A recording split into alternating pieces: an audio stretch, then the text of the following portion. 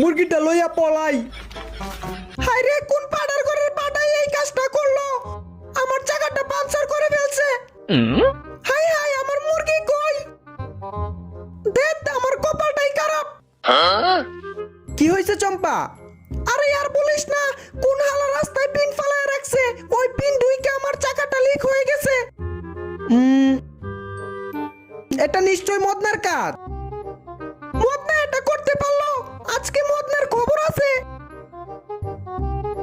আজকে এই মুরগিটা মজা করে খাবো, একটু আচার লাগায় লই।